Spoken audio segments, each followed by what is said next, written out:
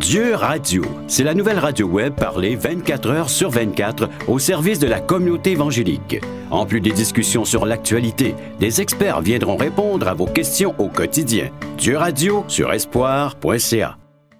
Alors, Michel, tu œuvres dans la région on peut dire Saguenay-Lac-Saint-Jean maintenant? Effectivement, oui. Ça fait déjà un petit peu plus de 10 ans que je suis à l'Église évangélique baptiste du Saguenay. Pasteur, responsable, Et oui, avec une belle équipe.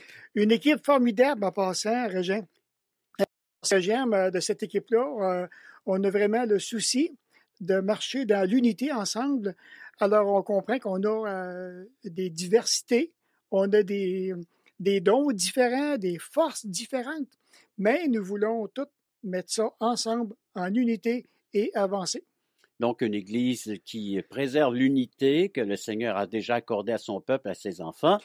Coordonner tout ça, le corps de Christ, une partie du corps de Christ qui est chez vous, à Jonquière, pour être plus précis. Oui, Arvida. OK. Et puis, l'Église est composée de jeunes, moins jeunes. On a tous les âges chez vous? Beaucoup de variétés. Beaucoup de variétés. On a quand même plusieurs jeunes, adolescents peut-être un petit peu moins. OK. Mais déjà avec la cuvée qui est là présentement, alors ça se dirige du côté adolescent, adolescente. Alors, je veux penser que dans quelques petites années, là, nous aurons quand même un beau potentiel. Et pour ceux qui ne le savent pas encore, on va les renseigner. Vous avez été grandement béni question bâtiment. Oui, alors c'est un bâtiment qui, justement, on en parlait tantôt. Ah oui? Oui, quand on a monté sur l'autoroute ici. Le parc est beau? Très beau en passant. Très beau. Ils l'ont beaucoup aménagé, hein? 2 voies tout le long maintenant. Oui. Alors, ceux qui ne connaissent pas trop la région, là, de la région de Québec, il y a environ 2 heures, 2 heures et demie de route à faire pour se rendre à Chicoutimi, Jonquière, au Saguenay. Oui. Parce que là, on diffuse un peu partout, nous, dans la francophonie. Alors, il faut leur préciser un peu la distance.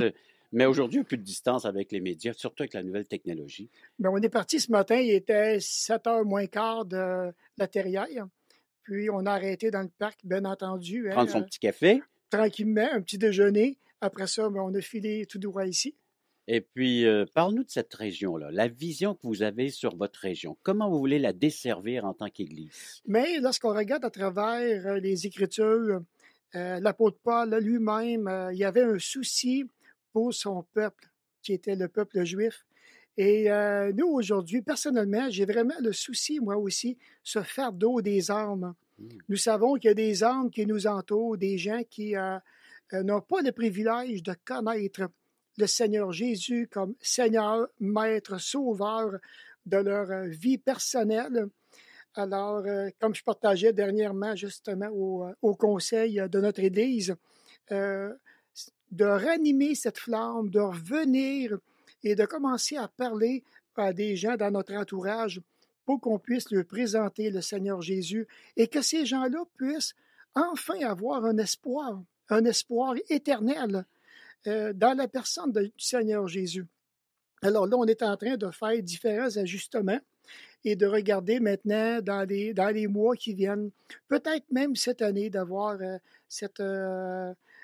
la radio encore davantage dans le Saguenay, Lac-Saint-Jean, et parce qu'on a ce souci, qu'est-ce que les gens puissent entendre, recevoir le message de l'Évangile, et qu'est-ce que ces gens-là puissent se joindre à une église locale, être capable de grandir, de voir la communion fraternelle qui règne au sein d'une église, et aussi d'être capable de trouver, enfin, de remplir ce vide du cœur qui est là, que les gens se demandent comment je peux remplir ce vide-là, ça va-tu toujours rester? Ah, parfois, on peut le remplir par toutes sortes de petites choses, mais on dit que dans le cœur, c'est comme en forme de Dieu et que ça prend vraiment le Seigneur Jésus pour venir remplir ce vide d'une façon définitive. Vous avez toujours cette vision d'un monde qui a grandement besoin d'entendre la proclamation de la bonne nouvelle, de l'Évangile. Oui, parce que même encore dernièrement, on a des gens qui ont accepté, mais qui ont reçu Jésus-Christ dans leur vie personnelle. Et puis, jamais avant, ils n'avaient entendu parler de l'Évangile. Alors, quand l'Évangile leur a été présenté, que le Seigneur Jésus leur a été présenté, qu'ils ont reconnu leur état de perdition, de pécheur, bien entendu, Ces gens-là se sont repentis. Ils demeurent avec nous dans l'Église locale et on est en train de voir je dirais, des bons fruits. C'est agréable de les voir. La vie change, le pensée change, le caractère est touché par le Seigneur Jésus.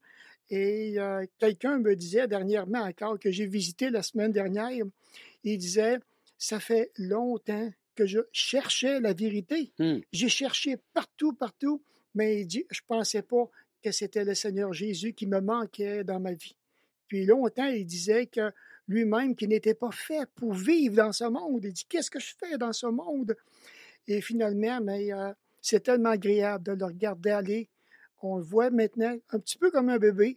Il commence lentement, il grandit, il avance, il persévère, il porte du fruit. Là où ce qui est rendu du beau fruit spirituel, il est vraiment attachant. Alors, c'est agréable de voir comment est-ce que le Seigneur peut changer un cœur, je dirais un cœur parfois si difficile, si dur, un cœur de pierre, et l'emmener puis le transformer. C'est extraordinaire. Michel, tu réjouis mon cœur d'évangéliste parce qu'on a beaucoup de livres sur le marché. L'Église aussi se considère comme dans le temps de modernisme, postmoderniste, où les gens ne connaissent pas Dieu ni Jésus-Christ. Il faut repartir et même redémarrer à la base. Il faut plus aller de façon directe puis leur dire qu'ils ont besoin de Jésus-Christ parce que l'humanité est déchue, perdue. Mais là, tu me dis que cette personne-là, déjà dans son cœur, avait ce besoin à combler par l'unique personne qui s'offre à elle, Jésus-Christ, comme son unique sauveur et Seigneur. Donc Dieu prépare encore des cœurs, que ce soit dans le modernisme, postmodernisme ou peu importe. On n'a pas besoin de cette pré-évangélisation. On peut y aller de façon directe parce qu'il y a des cœurs préparés à l'avance que Dieu est en train d'œuvrer, de convaincre de ce besoin. Oui, regarde, il n'y a pas plus tard qu'il y a environ 2 semaines, 3 semaines, j'ai fait un service d'une personne de l'Église qui était décédée, puis... il y avait les membres de sa famille réunis. Effectivement. Et là, maintenant, il y a une pensée qui m'est venue à l'esprit, que j'ai partagée avec les gens. Je les ai encouragés à croire avant qu'il soit trop tard. Là, sur le champ, pendant les funérailles. Effectivement. Croyez, croyez, croyez. Je suis venu à de façon très directe. Oui. Et j'étais surpris parce que j'ai eu des très bons commentaires par après. Puis on me dit qu'il y avait une personne de la famille même qui était très, très, très, très touchée et que même cette personne-là avait été approchée par un de ses frères qui est décédé dans le passé, il y a environ 3-4 ans, et que déjà maintenant, ça fait son petit bout de chemin. Puis il me partageait comment est-ce qu'il n'y a pas de temps à perdre. Et je me rends compte comment est-ce que c'est simple, dans le fond, l'Évangile. C'est tellement simple. Puis j'ai encore fait un appel aux gens. Oui. Croyez, croyez, croyez avant qu'il soit trop tard. Parce qu'après ça, tu sais autant comme moi, Régent, que c'est l'éternité qui commence après. Oui. C'est difficile. Oui. C'est pas la fin, c'est un nouveau commencement et une éternité. Un commencement sans fin. Effectivement. Alors, ce que Jésus a fait à la croix, c'est du sérieux. C'est du sérieux. Alors, on a vraiment besoin de s'arrêter, de comprendre pourquoi il est venu ici-bas sur cette terre. Et la présentation de cette œuvre de Jésus-Christ à la croix a encore toute sa valeur aujourd'hui? Oui, je comprends. Elle peut encore racheter, sauver, payer la rançon, la dette d'un pécheur? Oui. Tu sais, Régent, je t'écoute parler. Oui. Tu me rappelles, je me rappelle les premiers temps quand j'ai accepté Jésus-Christ. Et ça fait combien d'années? Ça va faire, attends un petit peu. Un petit calcul, là, vite fait. Là. Ça va faire 37 ans cette année que j'ai reçu le Seigneur Jésus. Puis mon père me disait, Michel, il dit, je te donne 5 ans. Puis il dit, après 5 ans, tu vas arrêter. C'est un coup de tête ou bien... J'ai dit, Père, tu sais pas du tout de quoi qu'on parle. Et finalement, j'ai persévéré, j'ai prié pour lui fidèlement pour que le Seigneur puisse lui ouvrir le cœur. Et 2 mois avant que mon père décède, mon père a tourné son cœur vers le Seigneur Jésus. Il dit, Michel, il dit, j'ai compris. J'ai dit, qu'est-ce que tu as compris, papa? Il dit, Michel, il dit, dans le fond, il dit, si je n'ai pas la foi, je ne peux pas y aller. Ça prend simplement la foi et croire tout ce que Jésus a fait à la croix. J'ai dit, papa, Tu as tout compris. Et cette foi, elle est disponible à quiconque, du Euh, plus jeune comme au plus âgé, celui qui est près du trépas de passer à l'éternité, là. Effectivement, il n'y a pas d'âge. Même, regarde, pas plus tard que l'année passée, au camp Patmos, qui est Oui. dans le nord du lac Saint-Jean, mes deux petits-enfants, donc 8 ans puis 9 ans, tous les deux dans une classe avec une monitrice, ils étaient en train d'écouter les enseignements qui étaient véhiculés. Et tous les deux se sont repentis, qui ont demandé qu'est-ce qu'il faut faire pour accepter Jésus dans notre cœur. Donc, ils ont changé d'attitude à l'égard de leur vie, de leur existence et surtout au sujet en rapport avec Dieu et Mais Jésus-Christ, d'accepter qu'ils étaient des personnes besoin d'être rachetées, sauvées, oui, dans un langage peut-être plus jeune là, mais très compréhensif. mais sais-tu, Régent, même s'ils sont des jeunes enfants, nous remarquons un changement dans leur Ah vie, oui. dans leur attitude, dans leur comportement, plus détendu, plus tranquille. Alors, on a cette liberté de leur parler du Seigneur Jésus. Alors, quand je regarde dans la parole, Dieu est fidèle de génération en génération. Ça a commencé par moi, le premier de ma famille.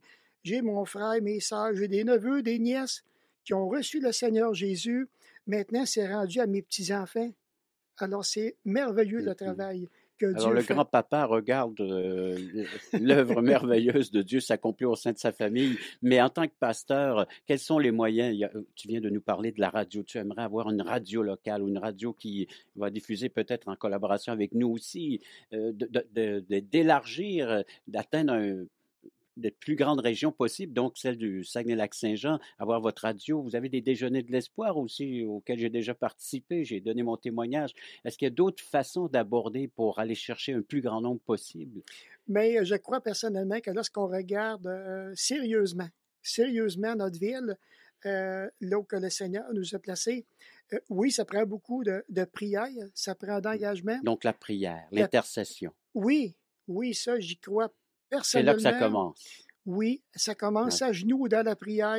Prier pour nos amis, la parenté, des gens qu'on aime, qu'on voudrait Donc ne avoir. pas avoir honte et de témoigner en tant que ce que nous sommes devenus en Jésus-Christ, des témoins de l'œuvre de Jésus-Christ. On peut témoigner. Chaque chrétien est un témoin. Effectivement. Alors, comment garder le silence quand on a eu un cadeau Ouais. aussi généreux de la part de Dieu, rempli d'amour, rempli d'espoir, rempli de consolation, là où que maintenant qu'on peut avoir le cœur en paix dans un monde qui est tellement tumultueux, alors arriver puis prendre ce temps, se tourner vers le Seigneur, tous les matins prier. Puis oui, effectivement, on veut s'en venir avec une radio dans la région du Saguenay-Lac-Saint-Jean. On en a discuté. Et puis, j'aimerais aussi donner cette vision-là aux autres Oui. pasteurs, leur parler, puis voir Non l'importance. seulement l'unité chez vous, mais l'unité au sein de toutes les églises évangéliques, si possible. Effectivement, parce qu'on a déjà on a une très belle relation ensemble, Régionale, oui. régionale. Et puis, qu'est-ce que les gens puissent être touchés, sensibilisés. Et parce qu'aujourd'hui, on sait que la radio, c'est un très bon moyen pour atteindre le public qui permettent qu'on puisse entrer dans leur demeure.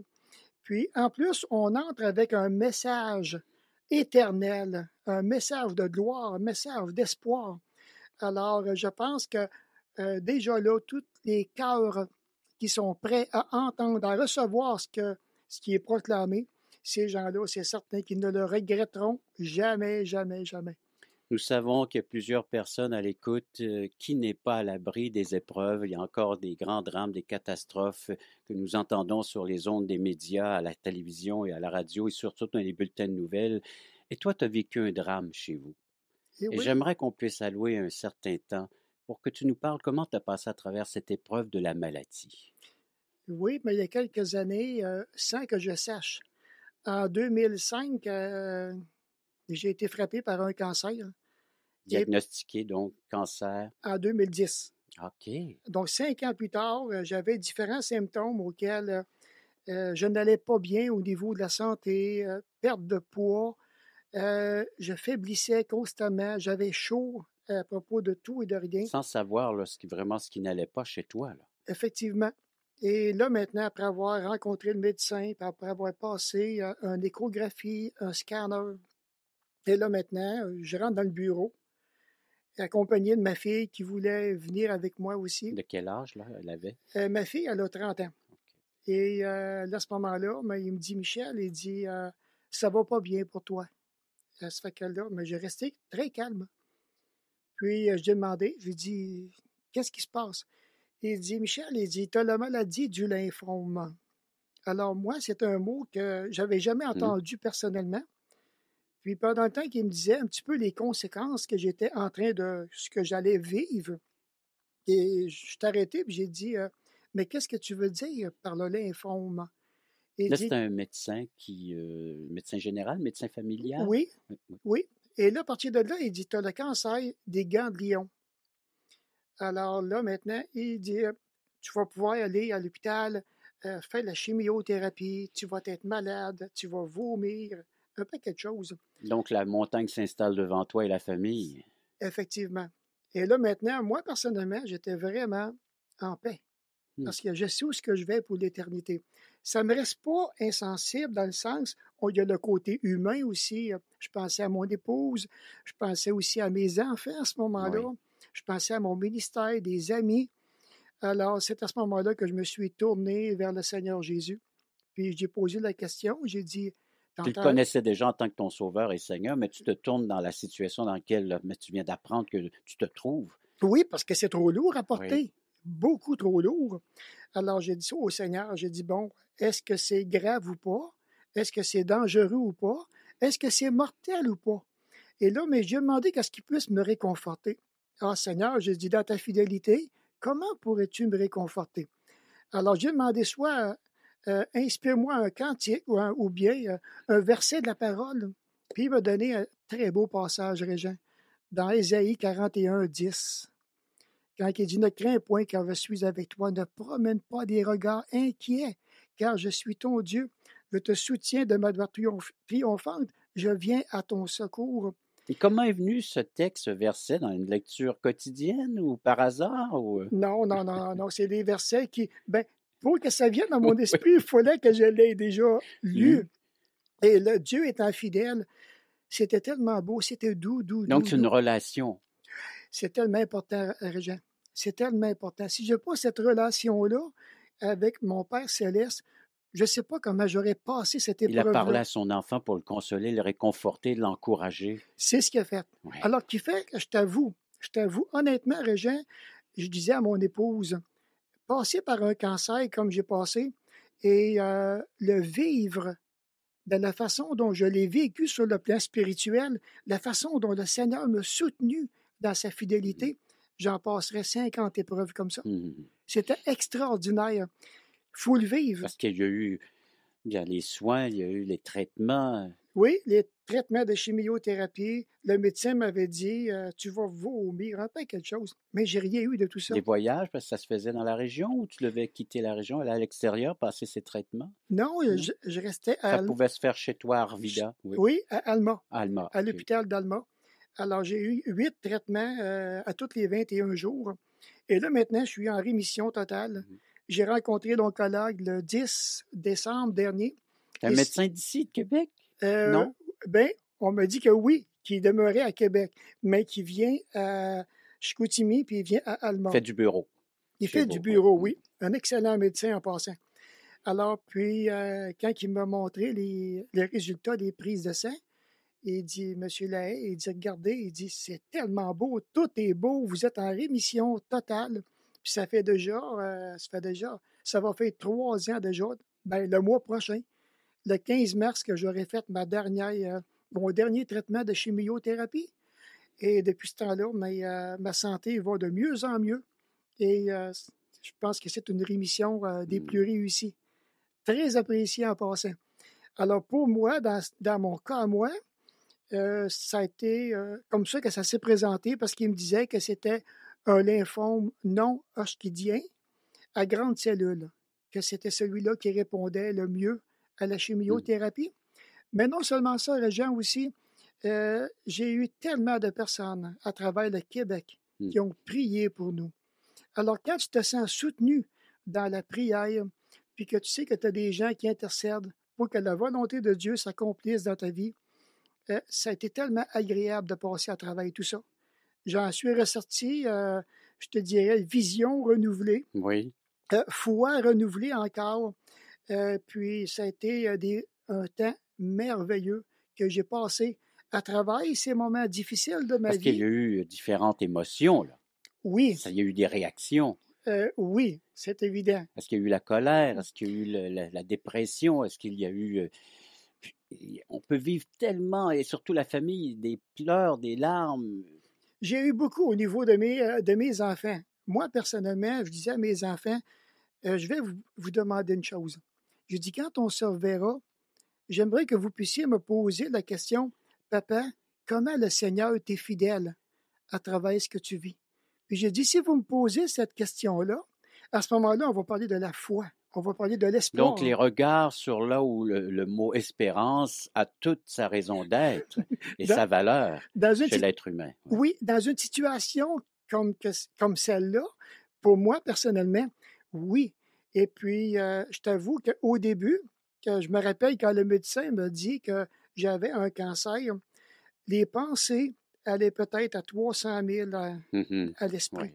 Ça allait tellement vite. Ça allait été vite comme ça, 2 jours de temps.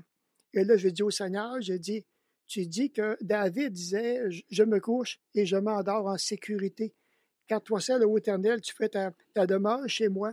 J'ai dit, Seigneur, j'ai dit, je ne peux pas avoir de contrôle sur mes pensées, ça va trop vite. Si seulement je pourrais peser sur un bouton, je le ferais, mais je ne peux pas. Alors maintenant, amène la paix dans le cœur. Et c'est ce qu'il a fait. Il m'a donné sa paix. Le soir, je me suis couché et le matin, je me suis levé. Il n'y avait plus aucune pression au niveau des pensées. Le calme était revenu. Les Et inquiétudes, l'angoisse, fini. Fini. La paix. La paix qui s'est installée.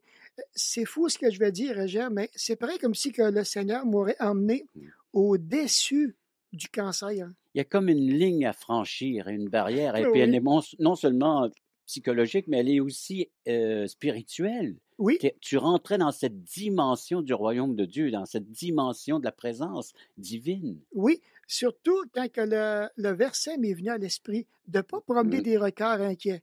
À ce moment-là, je me rappelle avoir dit au Seigneur, dans ma méditation personnelle, mais comment je vais faire ça? Oui. Comment qu'on fait Humainement ça? parlant, c'est impossible. C'est impossible. Et à ce moment-là, il m'est venu quelque chose de bien, je dirais, spécial. Tout comme un jour, l'Éternel a fermé la porte de l'arche de Oui. Noé.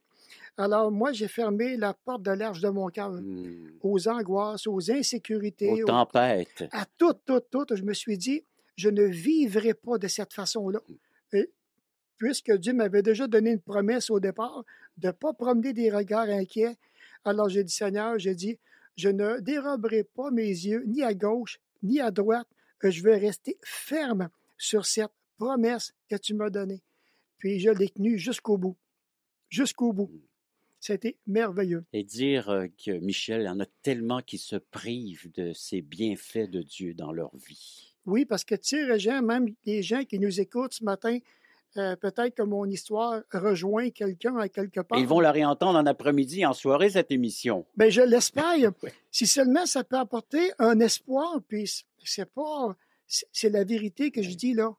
Alors que ces gens-là ne puissent pas rester avec ce fardeau trop lourd, parce qu'à un moment donné, la peine embarque, le côté humain embarque aussi, mais d'avoir cette pensée de tourner les regards vers le Dieu Tout-Puissant, qui est tout près de chacun de nous, qui veut... Jésus lui-même, il disait, venez à moi, vous tous qui êtes fatigués, chargés, et je vous donnerai du repos. Il faut répondre à son appel, Régent.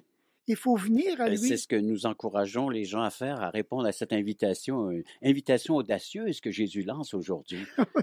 De se confier en lui, de faire confiance en lui, que lui peut prendre la situation en main et bien guider, bien conduire dans cette situation. Mais c'est ça la foi, Régent. Alors la foi, c'est une ferme assurance des choses qu'on espère. Alors tu vois ça. Maintenant, Dieu, il est là. Est-ce que je crois qu'il est là? Il est omniprésent. Alors, il voit ma souffrance, il a vu mes déchirements, il a vu le cri du cœur, parce qu'il entend le cri du cœur, le cri émotionnel, il l'entend. Les déchirures, il les voit. Les gens qui sont dans la détresse, il le voit, il le sait. Et il se penche vers cette misère, étant miséricordieux, il se penche pour venir en aide à la misère de l'être humain Crions vers lui, tournons-nous vers lui. C'est l'encouragement que nous faisons aujourd'hui par l'entremise de ton témoignage, Michel, et nous réalisons comment est-ce qu'un témoignage, et le témoignage de chaque chrétien, est riche. Et l'Église est riche. Et si chaque chrétien se mettait à témoigner comme tu le fais présentement, imaginez l'impact que ça pourrait avoir sur le bassin de population là où nous sommes. Oui, parce que je crois qu'il y a tellement de personnes qui peuvent vivre exactement ce que nous vivons sur le plan Oui, personnel. Puis je pense qu'on a tellement des histoires similaires, mais la différence que nous avons avec les autres, on sait vers qui se tourner. Alors, on se tourne vers le Seigneur, on lui fait confiance, on apporte le fardeau. La Bible elle nous dit aussi que et déchargez-vous sur lui de tous vos soucis, car lui-même prend soin de et vous. recevez ses instructions, car il est doux et humble de cœur. Effectivement. Alors, s'il veut s'occuper de mes soucis, qu'il veut Oui. prendre mes fardeaux, ben Il Seigneur, implore pour le faire. ben oui, à ce moment-là, je lui donne et puis Mm. ça ne veut pas dire que je suis insensible à tout ça, mais je lui fais confiance. Maintenant, il dit qu'il va me diriger un jour à la fois, en son temps, d'apprendre à découvrir sa volonté.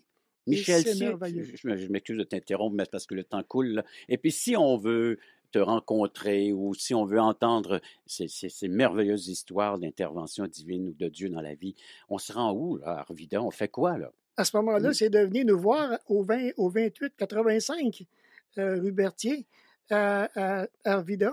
Il y a deux églises, une à côté de l'autre, mais c'est celle du côté Est Bon. qu'il faut venir. Et puis, ça va nous faire plaisir de rencontrer les gens, que ce soit un coup de téléphone, que ce soit une visite que les gens Avez-vous une aimeraient. adresse courriel?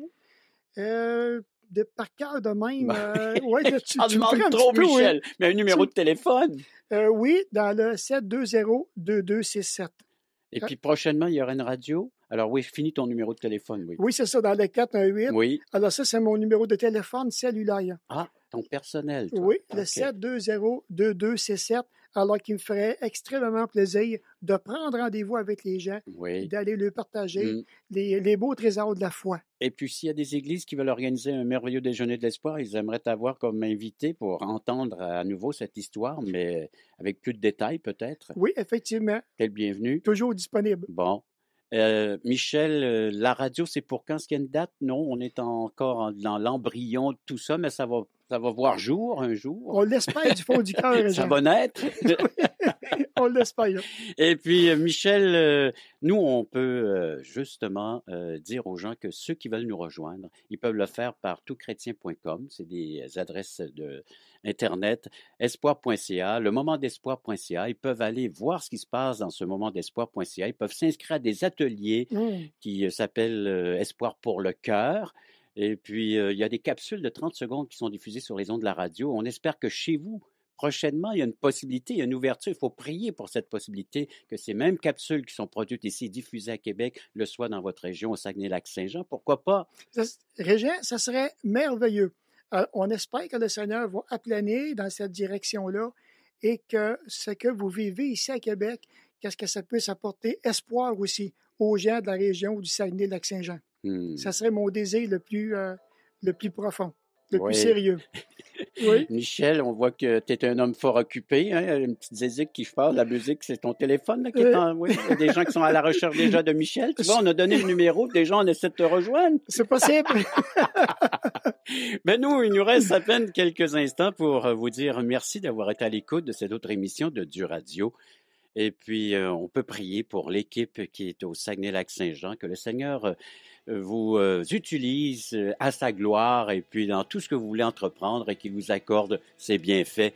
Et vous qui êtes à l'écoute, vous voyez comment est-ce que c'est bénéfique de croire et non seulement de croire, mais de faire confiance dans les promesses, dans les écrits et surtout dans l'œuvre que Dieu veut se manifester à travers son Fils Jésus-Christ comme son merveilleux Sauveur et Seigneur de votre existence et de votre éternité. C'est un plaisir pour nous de partager cette foi commune et merci encore une fois donc d'avoir été à l'écoute de cette autre émission Dieu Radio.